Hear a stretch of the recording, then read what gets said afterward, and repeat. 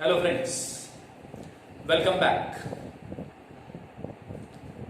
आई hope आपने golden rules, तीनों rules जो नेशनल इनकम के थे वो सीखे होंगे और प्रैक्टिस किए होंगे। Okay, and I would request you to submit your work via WhatsApp. मैं देखना चाहता हूं कि आपने उनकी प्रैक्टिस कितनी की है। आज हम पहला मेथड शुरू कर रहे हैं बेटा। जैसे मैंने आपको कहा था कि there are 3 methods of calculating national income: income method, expenditure method और value added method। कमाल की बात क्या है बेटा कि तीनों में से कोई भी मेथड लगा लें, we get to the same figure of national income। यानी these 3 method give the same answer। एक इकोनॉमी के लिए अगर हम नेशनल इनकम कैलकुलेट करना चाहते हैं तो we can apply income method और expenditure method और value added method। ठीक है, आज हम शुरू करेंगे पहला method, income method. It's very easy. Before I come to the formula, मैं कुछ टर्म्स डिस्कस करूंगा बेटा। जैसे कि there is a term called factor income. Have you heard of it?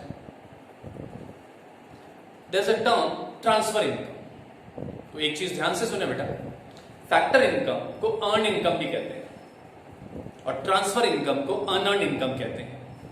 And as per the principle of national income accounting, हम सिर्फ earn income या factor income को नेशनल इनकम में शामिल करते हैं। हम ट्रांसफर पेमेंट्स, ट्रांसफर इनकम या अनअर्न्ड इनकम को नेशनल इनकम में शामिल नहीं करते हैं। अब यू माइट आस्क व्हाई। तो लिसन बेटा, से आई am a teacher at Bhavisha institute. So I go there and give my services as a teacher, and for my factor services rendered to a firm titled Bhavisha Institute, I am paid a reward. I am compensated in the form of salary.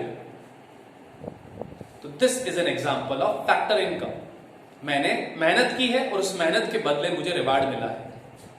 तो ये factor incomes बेटा 4 होती है, क्योंकि factors of production 4 ही होते हैं: land, labor, capital, entrepreneur. These are the factors of production. These 4 factors are rewarded by the firm because these 4 factors of production provide their factor services in the process of value addition, in the process of producing goods and services. तो आप जानना चाहेंगे वो 4 factor payments क्या है? Firm के लिए वो पेमेंट्स है और जो उसको रिसीव हो रहा है उसके लिए these are called factor incomes। तो ये factor incomes क्या है बेटा? तो लैंड, लेबर, कैपिटल, एंटरप्रेन्योर। पहले लेबर का लेते हैं। लेबर को अपनी सर्विसेज के बदले मिलता है बेटा वेजेस कह सकते हैं आप, सैलरी कह सकते हैं, या टेक्निकल टर्म्स में बात करें तो हम इसको COE, कंपनसेशन ऑफ एम्प्लॉइज भी कह सकते हैं। तो लेबर को मिलेगा, अगर एक सिंगल वर्ड यूज करें तो वेजेस। देन लैंड, से आई am a firm, I am a businessman और मैंने एक बिजनेस शुरू किया, वो लैंड मेरा नहीं है, वो फैक्ट्री बिल्डिंग मेरी नहीं है, वो आपकी है। तो I have taken from you on rent. तो बेटा लैंड के बदले या फैक्ट्री बिल्डिंग के बदले हमें रेंट देना पड़ेगा, तो रेंट भी एक फैक्टर पेमेंट है। Then capital, I borrowed some money from money lender और I borrowed money from a bank, that is capital. तो for against it I have to give a factor payment called interest. And finally I am the person who is doing the business. I am taking all the risk. I am doing all the management work. So even I should be rewarded. And that reward to the entrepreneur is called profit. So I repeat, there are 4 factors of production. Labor, जिसको मिलेगा wages, salary. Labor को wages, land को rent, capital को interest, और entrepreneur को अगर कोई residue बचता है तो profit। ये 4 ही फैक्टर इनकम्स है बेटा, और इस मेथड में हम यही सीखेंगे कि इन चारों फैक्टर इनकम्स को ऐड कर दो तो देश की इनकम आ जाएगी। आप सोचें, आप अगर बड़े होके कमाएंगे तो आपकी कमाई कैसे आएगी बेटा? मैं अपना ही एग्जांपल लेता हूं। जो मेरी फैक्टर इनकम है, जो इनकम आती है, उसके 3-4 सोर्सेज ही है बेटा। So I am a teacher, I go at institute and teach, तो I get my salary. Then say I have some property which I have rented to someone else, I am earning rent. So I have some money जो मैंने bank में FD करा दिया, so I am getting interest. And if I am an entrepreneur, I might be earning profit, or if I have purchased shares of a company, then I'll be getting dividend which is a part of profit. इसके अलावा कोई factor income है? सोचें आप, as a student आप सोचें आपकी income क्या है? Okay, pocket money. Do you think it is earn income? No. NO. Why? Because you are not giving any services against it. Your parents, out of love and affection, they give you some amount of pocket money. इसको national income में शामिल नहीं करेंगे. कुछ और example लेते हैं बेटा ट्रांसफर पेमेंट्स के. ये है old age pension, unemployment allowance, आपकी पॉकेट मनी, ये शामिल नहीं होता है बेटा. इसको ट्रांसफर पेमेंट, ट्रांसफर इनकम या अनअर्न्ड इनकम कहते हैं. Let me take a very simple example कि भाई ये पॉकेट मनी क्यों नहीं ली जाती. तो listen, say I go and teach somewhere and my monthly income is suppose 50,000. Now that is earned income. तो ये फैक्टर इनकम है. Now out of this 50,000, I have a small son. मैं उसको pocket money दे देता हूं 2,000.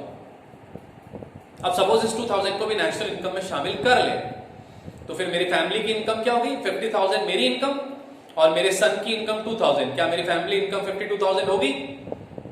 Conceptually गलत है. क्यों? उस 50,000 में तो मैंने दिए हैं.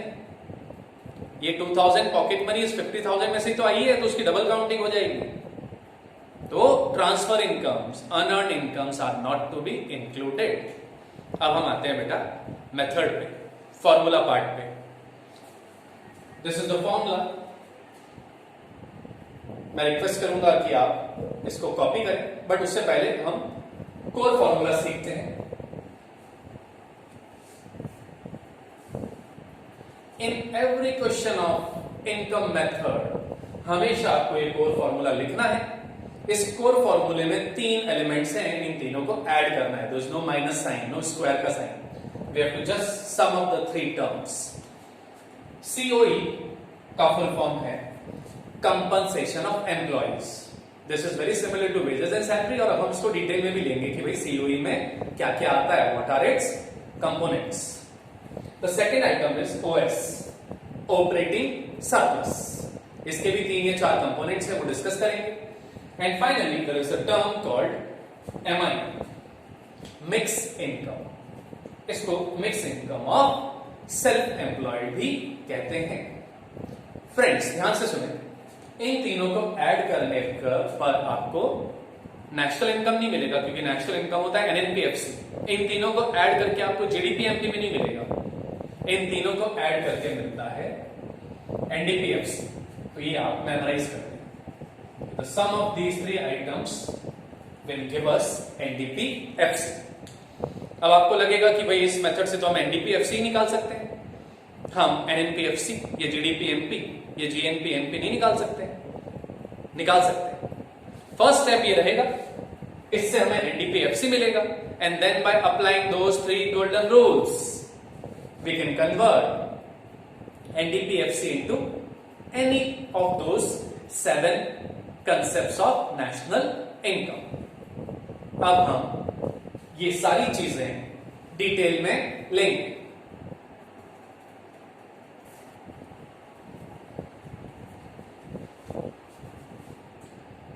Let's take in detail. इतना इजी भी नहीं है कि तीनों टर्म्स आपको डायरेक्टली गिवन होगी बेटा. हाँ, हो सकता है पहला दूसरा क्वेश्चन बुक में इजी हो तो ये तीनों गिवन हो, लेकिन डिटेल्स लेते हैं. इनके कंपोनेंट्स हैं और इसके तो कंपोनेंट के सब कंपोनेंट्स भी हैं. And there are certain terms which have synonyms. इस टर्म को ये भी कहते हैं, ये भी कहते हैं. तो वो सारी डिटेल लेते हैं. अब मैं आपको कुछ डिटेल्स बताने वाला हूं और 3 फॉर्मूले और बताने वाला हूं. तो अगर आप ये first 4 formula and next 3 formula सीख लेंगे, plus the 3 golden rule, you can solve each and every question of national income yourself. So let's take 3 more sub formulas. core formula तो यही रहेगा बेटा. अब जो मैं 3 अदर फॉर्मूला सिखा रहा हूं वो तीनों के तीनों काम आएंगे जरूरी नहीं. It would depend on the question में क्या टर्म्स गिवन है उस पर डिपेंड करेगा कि वो 3 में से 1, 2 या तीनों फॉर्मूले काम आएंगे कि नहीं. Let's take them one by one.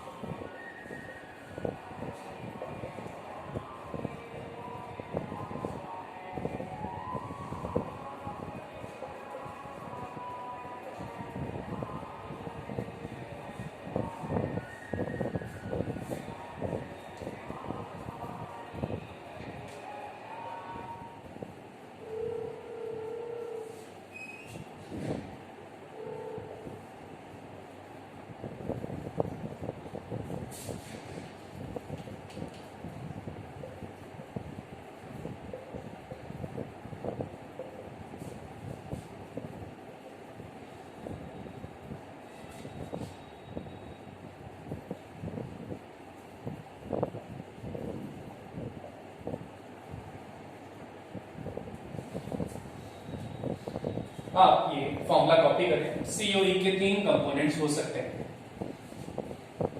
तो काइंडली कॉपी दिस। ये नोट भी कॉपी करें, बहुत इंपॉर्टेंट नोट है, आप पॉज करके कॉपी कर सकते हैं। तो let's discuss it. Compensation of employees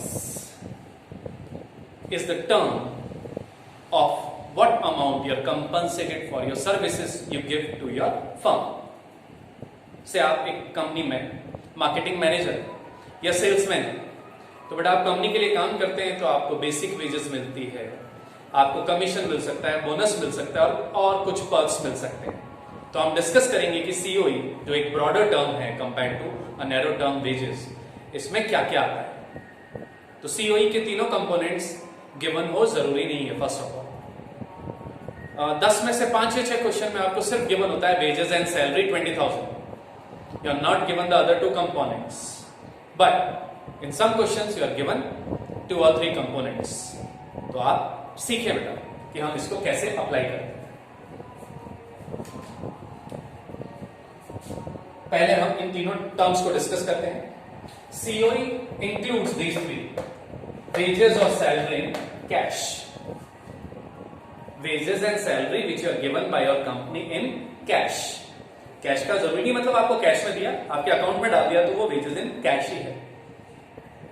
now wages in kind, this is again a very broad term. बेटा कंपनी आप पे कुछ खर्चा करती है जहां आपको कैश नहीं मिल रहा है लेकिन आपको उसका बेनिफिट मिल रहा है, तो such things are called wages in kind. तो एक छोटा सा एग्जांपल लेते हैं।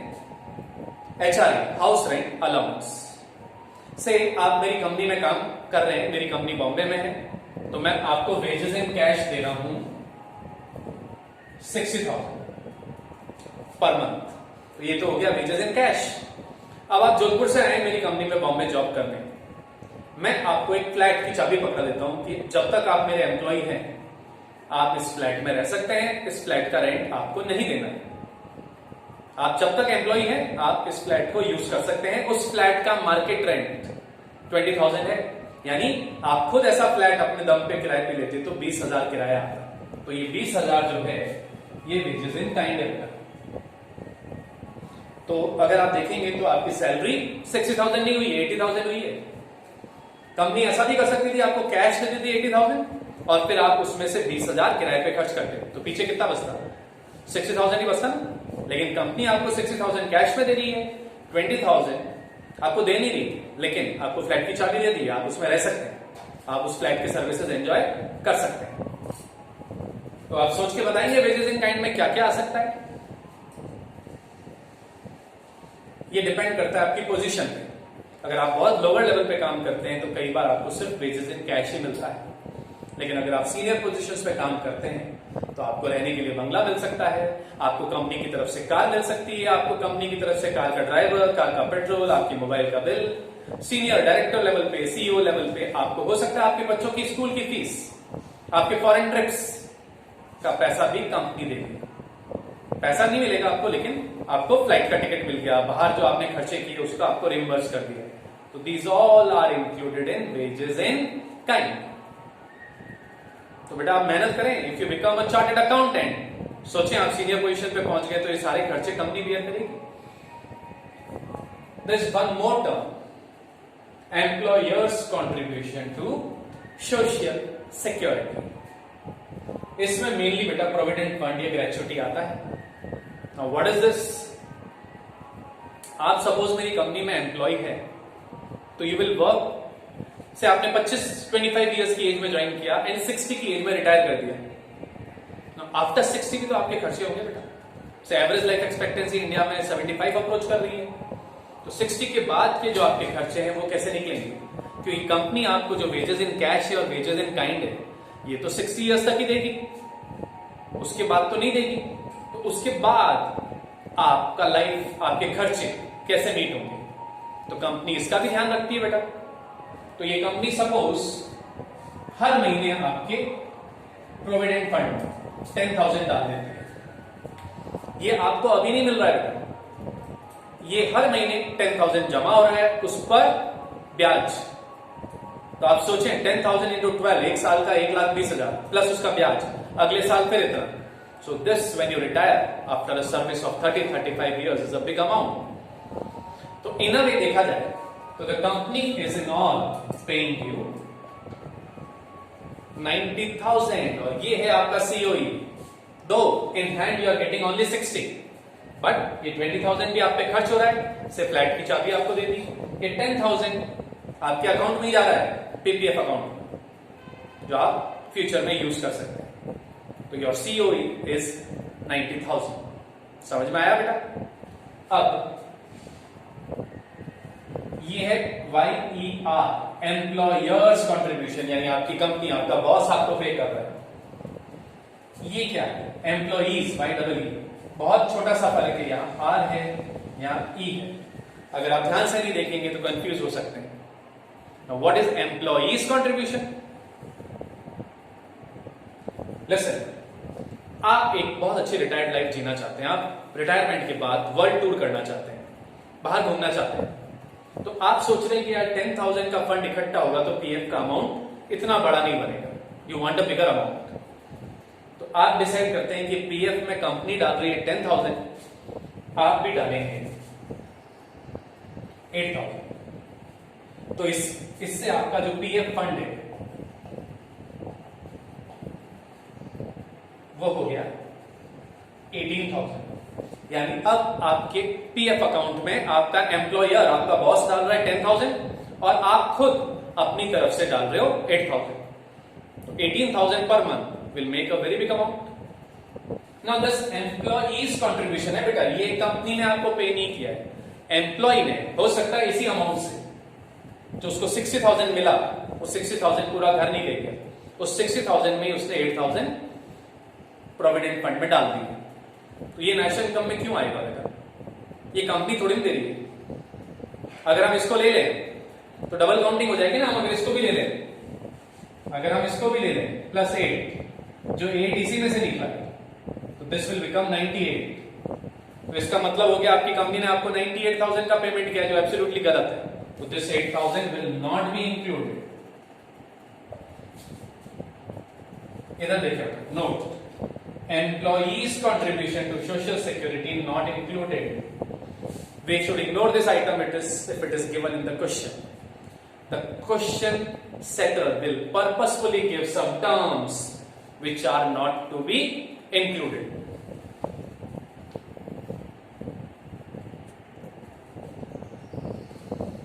COE के बारे में आपको पहले एक चीज बताता हूं बेटा, क्वेश्चन के एंगल से. आपको हो सकता है सिर्फ वेजेस एंड सैलरीज गिवन हो और बाकी नेक्स्ट टू कंपोनेंट्स नहीं गिवन हो, तो COE is equal to the first component. हो सकता है क्वेश्चन में COE गिवन हो, क्वेश्चन के जो एलिमेंट्स है उसमें COE गिवन हो और बाकी एक दो कंपोनेंट गिवन हो, तो उस केस में COE गिवन है तो you don't at all need the components और you did not apply the formula of COE. तो ये हमें क्वेश्चन के डेटा पे जज करना है. अब हम लेते हैं बेटा next component which is OS, operating surplus. Operating surplus कुछ भी नहीं है बेटा, बहुत सिंपल टर्म है. मैंने आपको बोला था ना 4 फैक्टर पेमेंट्स होते हैं, वेजेस, रेंट, इंटरेस्ट, प्रॉफिट. तो वेजेस को छोड़ दें, रेंट, इंटरेस्ट, प्रॉफिट, जो बाकी 3 कंपोनेंट हैं इनको ऐड करते हैं तो इसको जॉइंटली कहा जाता है operating surplus. Operating surplus is equal to rent plus interest plus profit plus royalty. Royalty very few questions में गिवन होता है, नहीं गिवन है तो 0 ले लें और गिवन है तो इन चारों आइटम्स को आप ऐड कर दें तो आपको मिल जाएगा OS. अगेन OS के रिगार्डिंग जो न्यूमेरिकल क्वेश्चन होगा वो कैसा हो सकता है? In a question suppose OS is given to you, तो बेस्ट सीधा हमारा जो फर्स्ट फॉर्मूला था NDPFC का COE plus OS plus MI, तो OS की वैल्यू रख दें. सेकेंड, OS गिवन ही नहीं, द टर्म ऑपरेटिंग सरप्लस किसी भी आइटम का नाम नहीं है, then they will have to give you these components और आपको ये फॉर्मूला लगाना पड़ेगा. OS निकाल दें by adding rent, interest, profit. The third, just to confuse you, आपको आइटम्स पे ऊपर रेंट दे देंगे फिर नीचे ऑपरेटिंग सरप्लस दे देंगे. तो इस केस में बेटा ऑपरेटिंग सरप्लस गिवन है, रेंट आपको सिर्फ कंफ्यूज करने के लिए दिया गया है और आपको ये फॉर्मूला लगाना भी नहीं पड़ेगा क्योंकि ऑपरेटिंग सरप्लस आपको क्वेश्चन में गिवन होगा. Finally profit. हो सकता है किसी न्यूमेरिकल में आपको प्रॉफिट नहीं गिवन हो, तो फिर आप rent plus interest plus profit कैसे करेंगे? तो पहले आपको प्रॉफिट का वर्किंग नोट बनाना पड़ेगा, प्रॉफिट का फॉर्मूला लगाना पड़ेगा। प्रॉफिट का फॉर्मूला है corporate tax plus dividend plus corporate saving. ये कॉर्पोरेट सेविंग के दो नाम और हैं, रिटेन अर्निंग और अनडिस्ट्रीब्यूटेड प्रॉफिट। तो बेटा मैं अगर समअप करूं, if you know the first formula जो है NDPFC equal to COE plus OS plus MI, then you know the second formula COE is equal to wages in cash plus wages in kind plus employer's contribution to social security. The third formula OS is equal to rent plus interest plus profit plus royalty. And the fourth formula जो profit नहीं given होगा तब apply होगा, profit is equal to corporate tax plus dividend plus corporate savings या फिर retained earnings या फिर undistributed profit। तो अगर आप ये चार फॉर्मूले प्लस 3 गोल्डन रूल थरोली जानते हैं, तो my friends you can attempt each and every question of national income by income method. In the next class I will solve 2 or 3 numericals of income method, but आप लोगों के पास अगर books और notes हैं तो इस पर्टिकुलर आज की क्लास से भी आप सेल्फ स्टडी करते हुए क्वेश्चंस कर सकते हैं। That's all for today, have a good day.